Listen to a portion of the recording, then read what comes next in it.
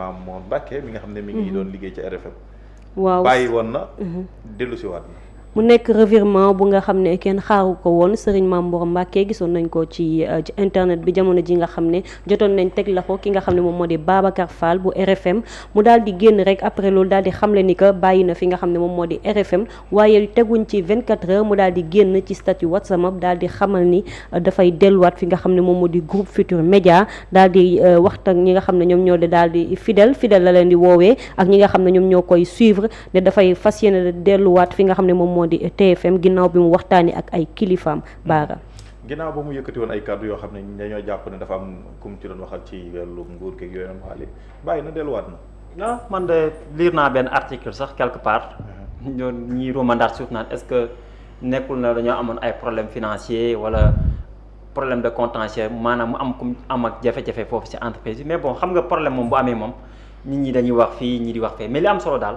mooy comme am na ay soppe am na ay followers am na ñu koy suivre mu ngi def liggéey ba am solo foofu sa groupe Futur Média je pense que départ am bu ñu ko annoncé ba mu suscité un débat ñu jotaat beneen nouvelle na ñëwaat na pour man li am solo daal mooy na ñëwaat defaat liggéeyam comme liggéey bi ngay def am na solo goo xam ne tey jii ñu bëri ñu ngi lay topp loolu moo waral biñ ne dangaa dem am na ñu bëri sax ñoo xam ne ñoom jàppoon nañ ne sax vraiment warul dem war nañ koo mën a téye parce que TFM warul mën a di ñàkk toujours ñu dégg ñu ne benn carte dem na ñu fa quitté bëri na ay animateurs ay journalistes ay présentateurs donc pour man ñi mel noonu tey boo leen amee aussi quoi qu'on puisse dire xaw ma lan mooy motifu dem bi nag xaw ma lu nekk si biir mais avant loolu am na ay attaques yu mu jotoon a subir yoo xam ne ko doon jóge ci yenn militants Pastef fii ginnaaw bi njàppee Babacar Fall am na kàddu yu mu ci jotoon a teg loolu tamit nee nañ loolu moo motivé woon demoon.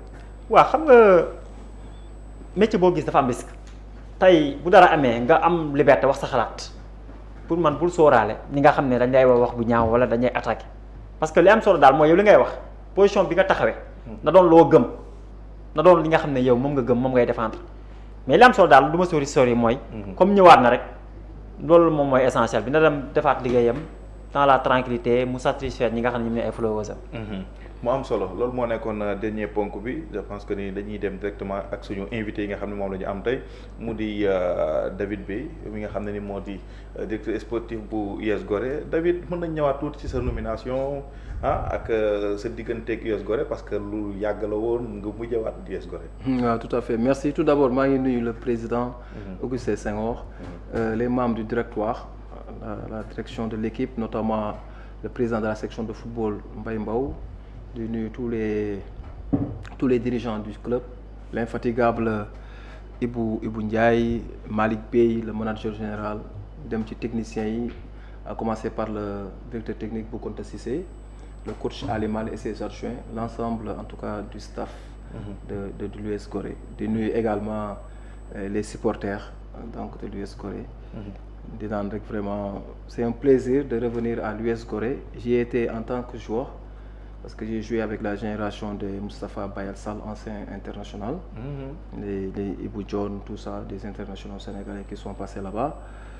Donc c'est un plaisir mu ñëwaat ci kër gi parce que kër gu ma xam la déjà dirigeants yi xam nañ ma et tout.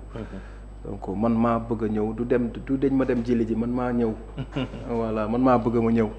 ñëwaat vraiment indi sama pierre à l'édifice. Donc beneen bi aussi mooy. Vraiment le président Augustin Senghor m'a vraiment ouvert vraiment jox na ma loxoom ne ma ñëwal tu apportes ton expérience voilà nga partagé ko ak say jeunes frères tes neveux et tout qui sont actuellement dans le groupe dans l'équipe de football donc je fais un peu le travail d'essuie-glace en relation entre la direction technique ak le management du club et un peu la relation avec la presse aussi donc j'ai plusieurs missions à la fois comme ni ñu koy waxee ci jargon bi essuie-glace laa fa donc c'est un peu ça mais je retrouve une équipe vraiment très souveraine une équipe ba nga xam ne c'est une famille l'US Gorée qui a des valeurs une équipe bu am ay valeurs am ay vertus également donc ñëw foofu di fa liggéey vraiment c'est un plaisir donc Gorée ce n'est pas n'importe quelle équipe au Sénégal donc c'est la deuxième équipe du Sénégal en termes de création après la Jeanne d'Arc de Dakar en 1921 donc Gorée a fêté ses 100 ans l'année dernière en 2024 Le 8 décembre 2024. Voilà, c'est une équipe qui a été créée en 1924.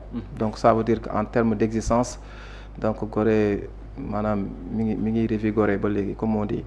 Donc Gorée aussi c'est 4 fois champion du Sénégal, 4 fois vainqueur de la Coupe du Sénégal, 4 participations à des phases finales de Ligue des Champions. Donc 2 fois demi-finaliste de la Ligue des Champions. dañuy fàtte loolu parce que soo waxee ci wàllu palmarès souvent les gens la Jeanne d'Arc la ñuy wax mais l'US Gorée a été 2 fois demi-finaliste de la Ligue des Champions africaine. Donc mu am aussi ay grands noms du football yi nga xam ne jaar nañ fa. Aujourd'hui un joueur comme Omar Gueye Sène, la génération de 1986 xam nañ ko. Donc a fait les beaux jours. Mandiati Fall qui était dans le staff technique de Claude Leroy pendant la campagne Sénégal 92. Formateur gardien. Il y a doyen le préparateur des gardiens. Préparateur des gardiens Mandiati Fall. Il y a des doyens am nañ ci sax ay ñi nga xam ne les plus anciens ku ci mel ni tey ay feu Baye Moussé Paye Gauche Paye. Non, Baye Moussé Paye. Voilà, il y a Demba Thioy aussi, un ancien. Il y a aussi doyen Laye Diaw.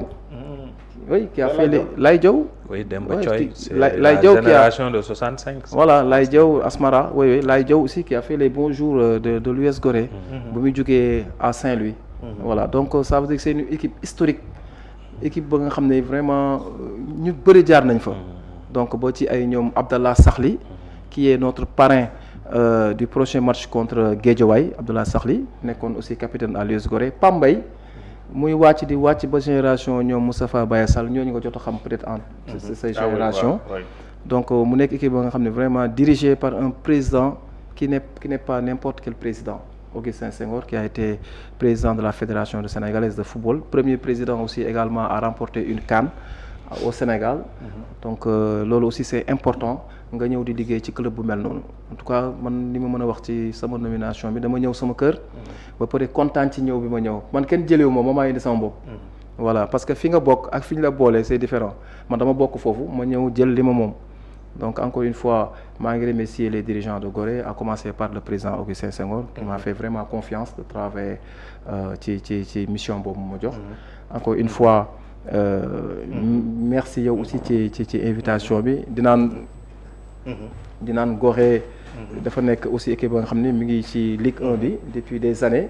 Suñu dernier titre bi ñuy jël c'était en 2016 avec Ali Mal qui est aujourd'hui le coach principal de l'équipe. Il y a Olivier aussi Kabou qui a été un ancien joueur là-bas qui a fait les beaux jours, capitaine de cette équipe.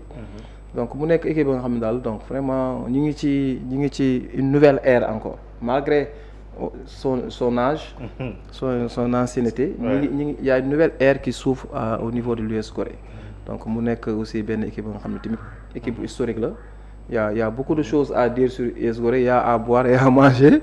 Donc mu nekk vraiment équipe ba nga xam ne ñi ngi liggéey ci saison bu bees bi. Daaw on a terminé deuxième au classement derrière 51 points derrière le Jaraaf à la dernière avant dernière journée. Voilà ko si dañuy xaw a perte championnat bi.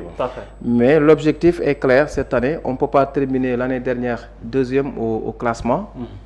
ñëw en maintien ou bien di jéem a sauver non l'objectif est clair cette année, on va assumer le costume de favori, on va aller jouer le titre à fond, jouer les matchs coupe aussi à fond et n'oublions pas que Gorée aussi il y a la petite catégorie là-bas mu nekk secteur ba nga xam ne Augustin da ko jox wàll bu spécial mooy les jeunes parce que soo xoolee actuellement dans cette équipe professionnelle de l'US Gorée 95% de cette équipe sont des juniors et c'est important.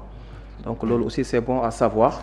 Donc on tient à la formation te c'est quelque chose de très important. Mais par rapport ak sa ambition yi baal ma de. maa ngi ko dugg parce que c'est vrai que c'est important Gorée mënut envisager lu dut nekk leader mais ndax liggéey ngeen ci bu baax ba parce que xam nga lu tax ma kii loolu parce que wax nga fi sànq Gorée champion en titre en 2016 li ci topp.